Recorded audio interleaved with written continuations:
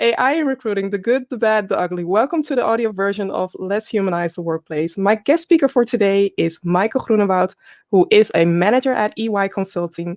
He focuses on managing data and AI projects, and Maikel is a true advocate for fostering belonging through inclusive and values-driven leadership. Welcome, Maikel.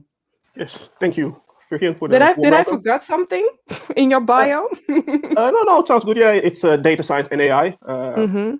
But yeah, it's the bio. It works for me. So Thank you. And I have to ask this question to everybody. So, what is your definition of humanizing the virtual workspace? yeah, I think when I consider the virtual and also like the real life workplace, for me, when I think about humanizing, I think about characteristics such as empathy, being able to listen. I think being supportive. I think those are characteristics that traditionally are not necessarily that valued in the business world. Business will focus on stuff like the ego, on winning, on the self, making lots of money at all costs. And I think like those other characteristics that I mentioned are like they're undervalued. But I think those are actually the characteristics that really keep teams and societies together. And also like when you're in a crisis situation, as we all have been for quite some time now, I think those characteristics like really help people get through it. So those are just some of my thoughts when I think about humanizing the workplace. I think also traditionally, of course, there's been like this dichotomy almost in what was considered like male characteristics, what were considered female characteristics, like empathy and being supportive were more considered like female characteristics. But at the same time, when I look at myself, like I would say those are like two of the most important characteristics for me, and I think those are really necessary if you really want to humanize the workplace. And the fact that they are not a part of the current workplace also really shows that how much it has been male dominated, the workplace, specifically white male dominated. And then you see a focus on certain characteristics and other ones are then left out of the discussion and equation. So that's my answer. I also find it interesting that you put on your bio, your LinkedIn bio, you mention about fostering belonging through inclusive and values-driven leadership. Maybe to help the listeners, maybe can you elaborate what you mean by that and how you are implementing it in during this virtual workplace or this virtual situation that we are in right now? Yeah, of course. Like for me, because I'm not like a consultant working in the field of the EI, but what I can say is like for me, it's more like the way that I approach my role as a manager. It's like more like how I treat other people. So when I talk about being values driven, it's more like based on my own personal values. Like how do I feel that I should be behaving, how I should be treating people. So that's what it's about. And the inclusive part is just like well, I've been around a long time already, and of course I also know like how it might feel to be not included, or I've seen other people who might have been treated badly. So it's more like I need to. If you say that you're about values, then you also need to model the behavior. So like when I talk about being inclusive, I think like the way for me to be as a manager, also project lead or whatever, is to then also try to include all different kinds of people, all different kinds of backgrounds, all different kinds of mindset. You need to be able to. I think you need to be able to be open and flexible to be able to deal with all those the variations that you might see in people. So that's why I feel like being inclusive is important, because you don't want to push people out of a company or whatever situation. So I think you need to be open to so that everyone can feel like they belong. So for me, it's something that's also that I see that's something that everyone could or should be doing, not just the consultants that say that they focus on diversity and inclusion, but more like, if you're a manager, like I'm also more like the old school manager. Like back in the days when I was in college, like you would get courses like management and organization psychology. But that really focuses also on like the human side, on the psychology side, on the communication side. So, and I think maybe nowadays, specifically in tech companies, maybe the focus is less on those kinds of courses, just focus more on the technical side. But that also then means that you lose sight of other things that are important, because at the end of the day, you're dealing with humans. So you also need to be skillful in that area, and also be able to like be sensitive to what works for people and like how people react to certain situations. So that's why I've put that there. Yeah, and we all know that diversity drives innovation, especially for the company that want to be more innovative. I'm just putting a hint there that diversity is the key element in innovation. Going to your domain is artificial intelligence. What is the good about using AI within recruiting? That's a good question. I think like potentially AI can provide like a more standardized and a more methodical process when it comes to evaluating candidates. It can be more transparent, and in a way that can also allow you to like be more objective in the way that you evaluate your candidates, and also really bring to light areas where you see that, well, actually you might not be that objective. Essentially, when I look at AI in this context, in the recruiting context, I would say that it provides a mirror, essentially, of how people have historically judged or evaluated candidates, because the AI essentially, the current generation of AI just learns from the data that it is presented. So, and that data in this case comes from humans. They have historically been judging or evaluating candidates. So, if they had certain biases or exclusionary practices, then the AI will actually make that crystal clear, undeniably clear even. So I think that is a good thing.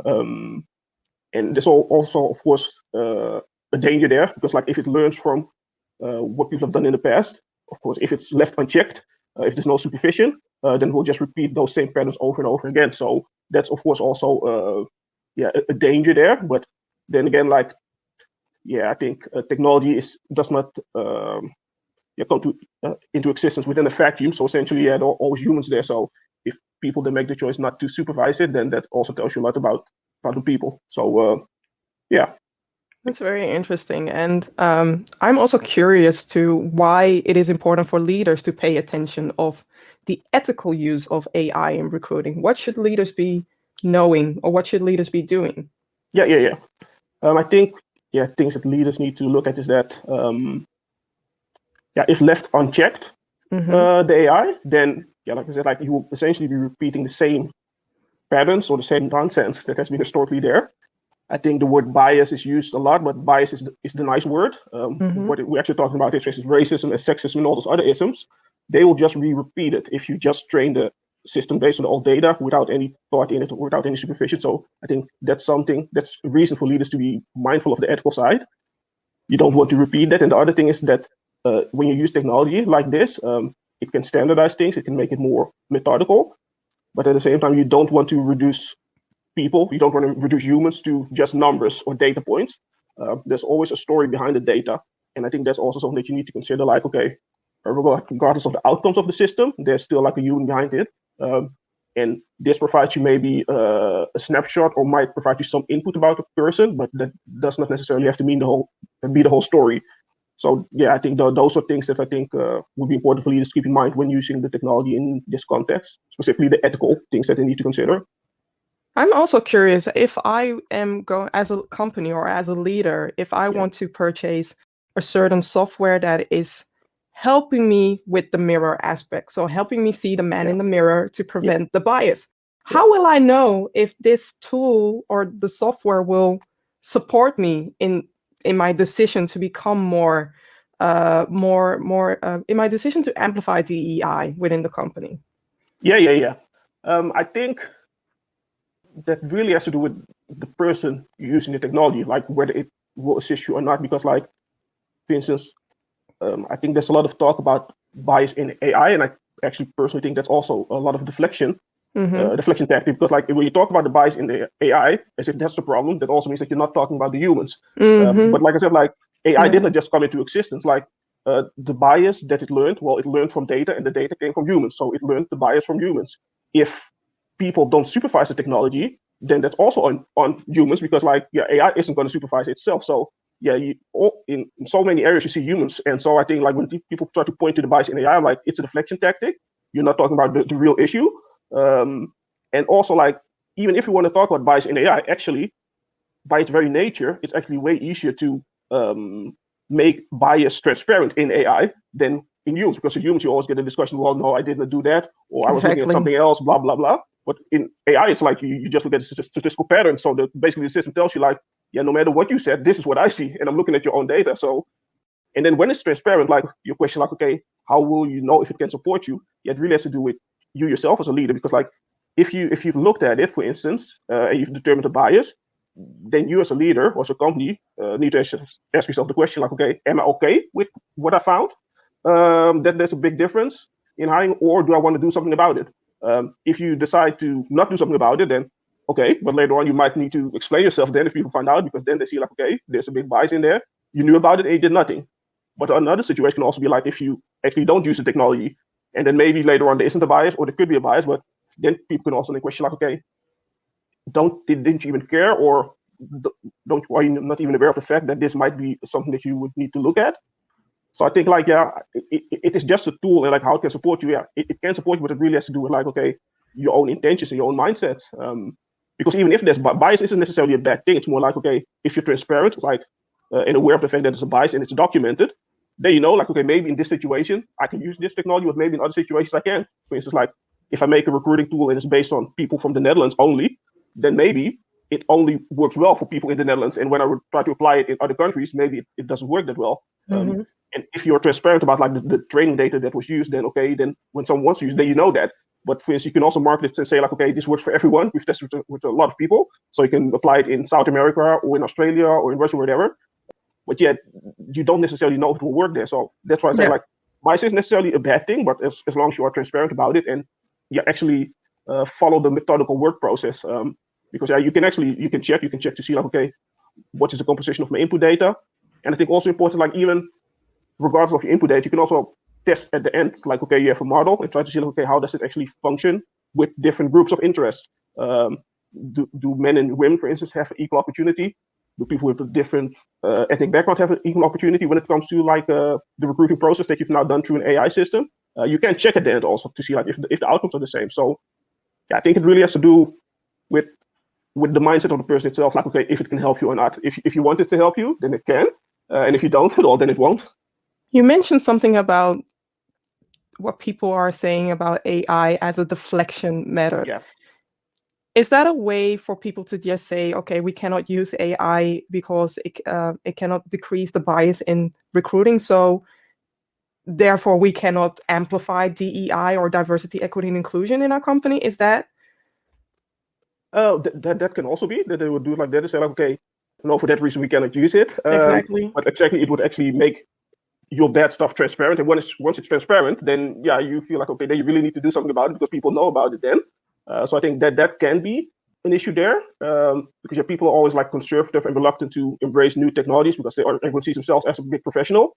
But when it comes to these kinds of things, like, yeah, people like to say like, okay, like for instance, I'm not a supporter of the whole unconscious bias thought of train, because I'm like, okay, when people have been doing stuff for so long, then of course, if you've been doing stuff for centuries, if you've been actively excluding others. Yeah. But if you've actually been embracing racism and sexism for centuries, then of course it will be second nature. Then of course you won't give it any thought because this is your nature. Like, this is how you've been taught generation to generation. But that does not mean that it is unconscious. It's more like it has been learned.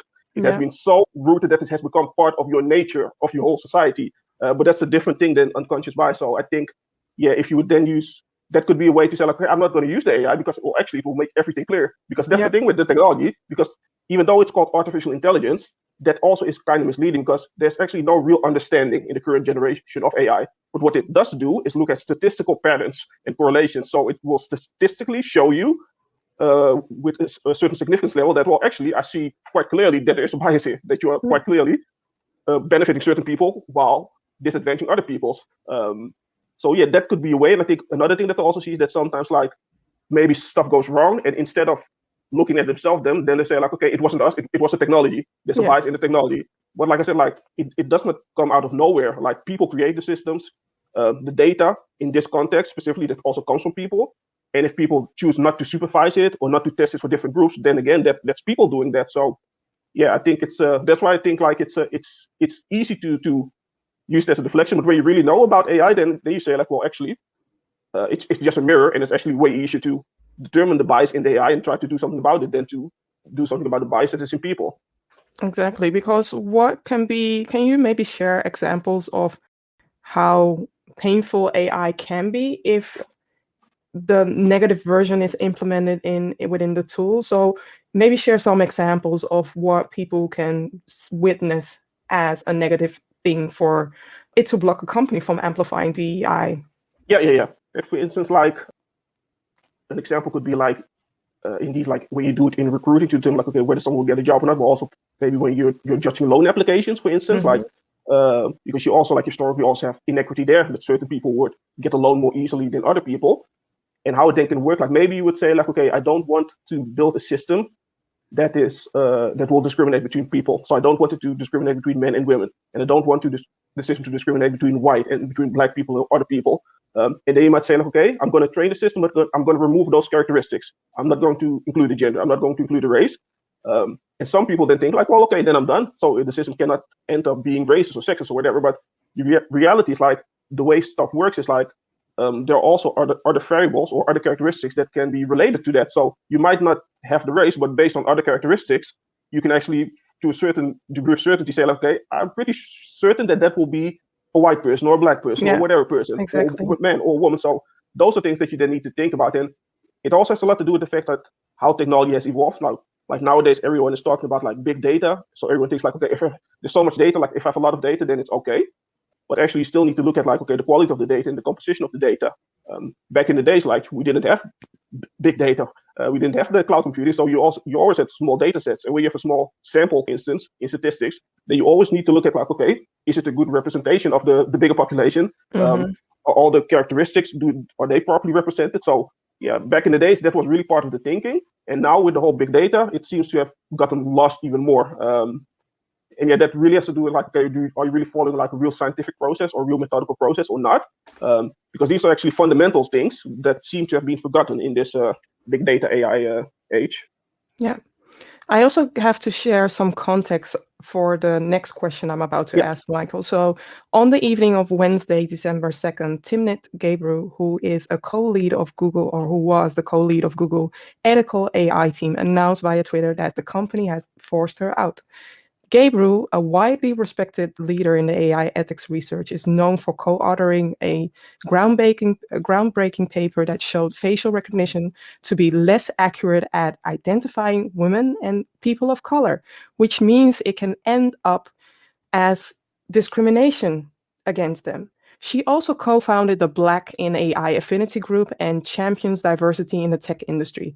A series of tweets, leaked emails, and media articles show that Gebru's exit was a culmination of conflict over other papers she co-authored. Jeff Dean, who is the head of Google AI, told colleagues in an internal email, which he has since put online, that the paper did not meet our bar of for publication, and that Gabriel said that she would resign unless Google met a number of conditions, which it was unwilling to meet.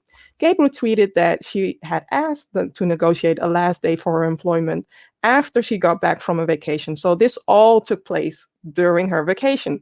She was then cut off from her corporate email account before her return.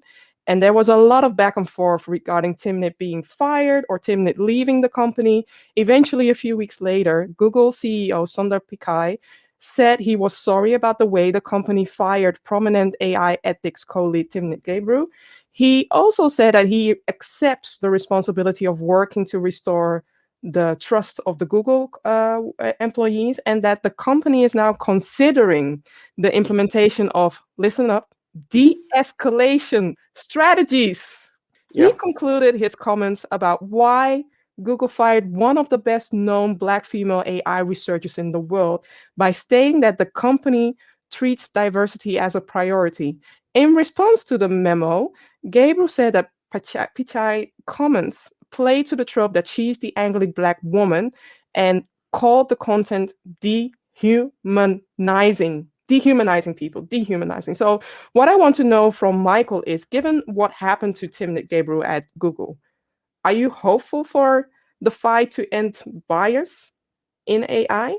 Are you hopeful for AI to be used in a positive way to end the different isms in the workplace?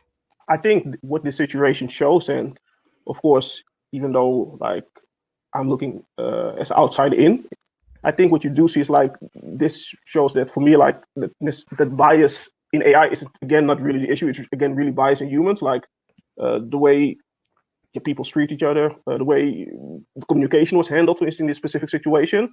I also remember her saying that she felt that she wasn't even treated as a person, not even treated as a human being. So yeah, if I'm hopeful, like, yeah, I've also already been around for quite some time, and I think like whether people will use AI in a manner to really to diminish bias or not, I think like when you look at the whole broader discussion about, okay, what, for instance, why is there bias in AI? Like, why is there so much inequity or inequality in the world?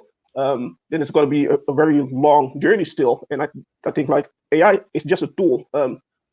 It's like it has a lot of potential, but it really depends on the people behind, like if they care or not. And we also consider like the year that we had last year, like with the whole summer of focus on anti-racism work all of a sudden, because like back in the days, if you would talk about the subject, that basically would mean that you would be out of work.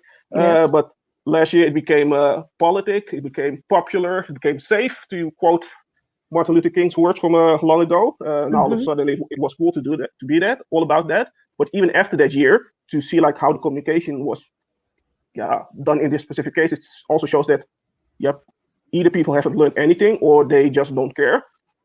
So like, yeah, it already shows that I'm not necessarily that hopeful, because like I say, like, yeah, you've been dealing with this stuff for so many times. Like, it's just like the isms, they morph into different forms and they then just pop up again. So no, I think it's going to take a long time. And for me, like I said, like the whole bias in AI for me isn't really the issue. It's like, okay, it was already there. Like, it's not like that I'm surprised if for instance, like if there's a situation that there's certain bias in AI, must I then be surprised? When I look at, like, you know, my posts to make on LinkedIn, a lot of historical posts, like I know history, so is there a reason for me to be surprised? It's just, okay, the AI actually helps you. It shows you. You don't want to believe me? Well, here's your own AI. Your own AI shows you that you're being racist and that you're being sexist. So, yeah, whether I'm hopeful or not, I think it will take a lot of time, and people need to have like a willingness to also like acknowledge their own harmful behaviors and the harmful effects on other people, and then also be willing to not only acknowledge but to commit to doing the work to try to better your own behaviors. But that will take time. And like, when I'm honest, like, just look at the society we live in. Like, there's I always have hope. Like, it's not. I get you. I totally understand where you're coming from, and given the fact that we are both Black people, there are so many layers that goes onto this, and especially the fact that we live in a country where the majority of the population, the white population, is not ready yet. I say ready yet to admit what the work they can be doing, to embrace, to amplify diversity, equity, and inclusion. And like I said, it's not the majority, it's the majority. So if you feel offended by listening to you and you are a crusader or you are an ally, this is not for you. We are sharing this merely so that other people will move up to a next level when it comes to diversity, equity, and inclusion. And especially what happened to Timnit, Gabriel, it happens to so many people of color, so many women, so many other people that don't have a network, that don't have a community. Timnit Gabriel's luck is she is a thought leader. Indeed. She's highly seen, and she has a huge network. And what puzzles me is that she was hired by Google to showcase, to help decrease the bias, and for it to become a more diverse tool. Yet she's fired for doing the same work. Yeah, that's quite interesting indeed. And also like just the way that it happened, like like the way then during a holiday, during a vacation. Yeah, indeed. Yeah. So it's like, so I talked to someone also about this, and she also said like, okay, if you consider like the stature that Timnit has in her field, and that it would happen to her in such a manner, she was like, okay, what would have happened to me then if I was in that situation? Because it would be I'm quiet. not even a big star. Nobody would even known that it happened to you, and that's why I'm saying I'm glad that you said yes to this interview, because it happens to so many of us. It used to happen to me as well. And in that situation, you leave the organization quietly, because imagine the mental strain that she's going through. Imagine her recharging her battery while somebody else is kicking her to the ground. It's not easy. No, indeed. And it's also not easy on top of like probably a lifetime of having gone through stuff. Because it does take a toll on people to have to deal with these kinds of things. And but again, like the question was whether I'm hopeful. I think it will take a lot of time, and I'm also like, always trucking forward. But at the same time, I'm realistic about the world we live in, and like, especially when you know history, and like, even though I'm a data scientist, I love history more even than data science. And like, when you just look at the history, like, because they talk about bias, but when you look at stereotypes, like the historical roots of stereotypes, if you really analyze those things, there's so much I can say about that. Like, there is this saying about history repeating itself in some way, and there is so much truth in that as well. Is there anything else that you would like to share to inspire the listeners? Well, I think that like technologies such as AI, they certainly have a lot of potential for good. You can do fantastic stuff with the technology. But it really depends, like, okay, for instance, like when you look at recruiting, it actually can present you a mirror. It can really show you, like, okay, this is how stuff went down in the past. Do you really want it like that, or do you want to change it? If you want to change it, then you can try to then work out a way forward to do that. And if you say that you're okay with how it was, then okay, then that also tells us a lot about who you are and what you stand for. But I think that it can really, the technology in itself, it can do a lot of good stuff. But the thing is, like, okay, if you place it in the hands of people that have historically been engaged in racist or sexist or whatever other practices, exclusionary practices or discriminatory practices, then it will be a problem again. And that really doesn't have to do with the technology. It really has to do with the people. And I think you can say, like, okay, with whatever technology you develop, also in the development process, you need to consider the fact that, okay, in what bad ways might it be used? And that's certainly also the case with AI. For instance, like if you would start to work on facial recognition, you would just say, okay, I'm just going to provide it to law enforcement. Given what you know about the world, they need to think about, okay, is it really a good, sensible thing to do? But at the same time, also then again, it really has to do with the people, because like the reason that it's not a sensible thing is because we know and we see from also all the mobile video footage, we see that, well, not all law enforcement or behaving in a proper manner when it comes to people of color or to other people. So, and that's the problem then. Like if they weren't like that, then the technology also would not be a problem. It is a problem because we see the evidence that they actually are not unbiased, and we actually do see that racism and sexism is most definitely an issue. So, and it's scary. It's scary to think that when my son becomes an adult, that he will be, and if he's driving in a car that it's luxury for, too luxury for the standard, that he will be, the police will be stopping him just because he's driving in a fancy car. That is heartbreaking. That is heartbreaking for even to justify how you got it, to justify where you're going, and to be just stopped by authority because it's their word against yours as well. That's the thing. Like you're like already guilty, and then you need to prove your innocence essentially. So this answer might not necessarily inspire the listeners, but it's more like I think like the technology. I think, like I said, like for me, technology is never the issue. It's always humans. I'm never, like, for instance, even though I'm like a data scientist, like, and I develop these kinds of systems, like for me the problem is not the technology itself. It's like I said, it's humans. Like, okay, humans, you need to check your data. You need to supervise the technology. You need to check your work. If you do not check it, that's not the problem of the technology. It's the problem of the humans. Like, but also when the tool, the developers, the engineers behind the tool are not diverse enough, not adding into the different layers of diversity. You are taking in a scope from, for instance, the white male, and putting it out there, making it seem that it's a template for all the people. Exactly. And again, you raise the point again, and again, you see the problem there is not technology again, it's humans. Like, you can develop technology, but it's humans. And then humans also make it true. Because even for me, like, I can say, like, I can start developing technology. Then would I only do that? I can say I can then only incorporate people of color. I can do that. And I can say I can only use data from people of color to do that. But does that make sense? You know what I'm saying? Like, okay, do you care? Like, then also you could ask yourself the question, like, do you care enough about other people to also want to incorporate them or do something about them? And then based on the evidence that we've seen, like you can say, like, also the evidence of things not seen, sometimes people might say that, well, we do not do certain stuff on purpose. But then just looking at the facts, I'm like, well, it would be quite a coincidence to be doing certain stuff for 50 years, 100 years, 200 years, and not do it on purpose. That would be that would be quite magical if you would be able to do that. So I don't buy that.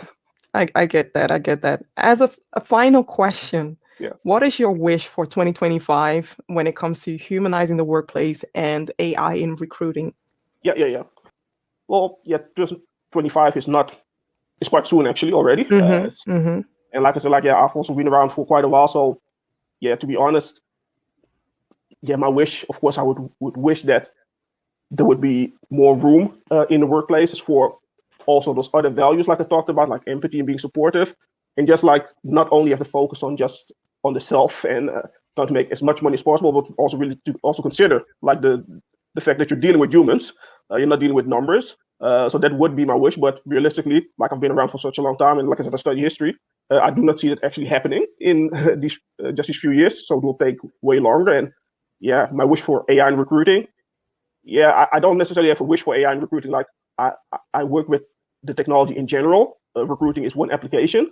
Mm-hmm. But for me, like if it would work, like wouldn't say that you need to use it or you don't need to use it. It's more like, okay, um, are you willing then to uh, apply it in a responsible manner, and are you willing to, like, when it provides you that mirror and shows you like, okay, this is what you've been doing, are you then willing to do something about your human recruiters or your internal processes, or will you just be saying like, okay, things are getting too hot right now, I'm just going to deactivate the program and just continue as I've done before. That can also happen. But yeah, then you haven't actually learned anything. So yeah, my wish would be like, I would look further than just the technology, because I, I'm not here to push technology. I would say, okay, are you really willing to address the issues of bias in companies? And it, yeah, like I said, there's so many isms. Specifically, when you look at the Netherlands, where it's like, also like when you just look at female representation, you see that Mm-hmm. that's quite lacking in the Netherlands. And I'm like, also there, for me, you cannot tell me that you're not aware of the fact, because if you're not aware of the fact, like, do I have magical eyes then that I can see that the women are not there and that you cannot see that? Like, yeah, you see that there's a big mismatch there. So I think like my wish would be that, yeah, people would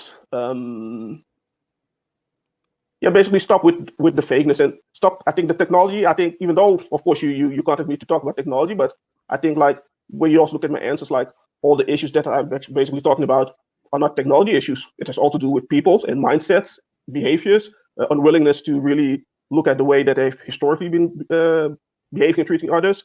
Also the way that they apply the technology, because like if you can apply technology in a responsible manner, but like I say, if you don't check the data, whether it's really diverse, if all the people have the same background that are developing it, and even you can have the same background, but you can also still have a certain open mindset. But if you don't have Yes. that, if you still all Mm-hmm. think the same way, then you have a problem. If you don't check the outcome for different groups, then yeah, the technology isn't a problem. So I think like my wish is that really like that this whole way of working, that would be more professionalized, and that people would yeah, stop focusing necessarily on the technology, but more on the way that they develop and deploy and monitor the technology, and make sure that yeah, that the human element is then represented in all those different places.